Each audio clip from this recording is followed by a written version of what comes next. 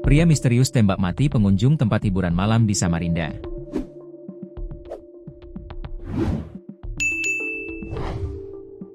Seorang pria misterius membuat heboh setelah tembak mati pengunjung tempat hiburan malam di Samarinda, Kalimantan Timur. Peristiwa pria misterius tembak mati pengunjung tempat hiburan malam tersebut terjadi pada Minggu, 4 Mei 2025, dini hari di Jalan Imam Bonjol, Kota Samarinda. Sampai saat ini belum diketahui sosok pria yang melakukan penembakan tersebut dan masih dalam penyelidikan pihak kepolisian.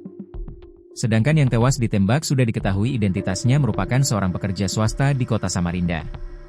Salah satu pengunjung tempat hiburan malam tersebut dinyatakan tewas di lokasi kejadian. Menurut kesaksian warga bernama Agus, korban yang tewas adalah pria dan baru saja keluar dari lokasi hiburan. Agus menuturkan tidak terjadi keributan sebelum insiden penembakan tersebut. Nggak ada keributan, sebelum terjadi aksi penembakan, langsung tembak. Korban memang dari tempat hiburan, mau pulang sepertinya, ungkapnya, dikutip dari tribunkaltim.co. Menurutnya, pelaku sudah mengintai korban. Posisi penembak sudah menunggu, pas korban lewat langsung kejadian, penembakan, ujarnya. Agus menjelaskan pelaku hanya seorang diri. Serba hitam dan melakukan aksinya sendiri, sebut Agus, kepada awak media yang mendatanginya.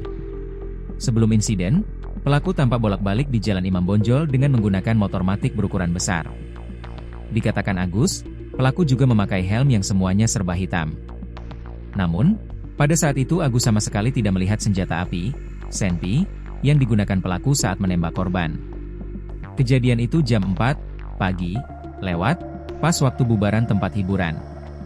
Kalau saya lihat itu sudah 4 kali, selama dia bolak-balik itu tidak nenteng senjata, terangnya. Sebelum korban sempat masuk ke dalam kendaraannya, pelaku datang dari arah berlawanan dan langsung mengeluarkan senjata api untuk menembak.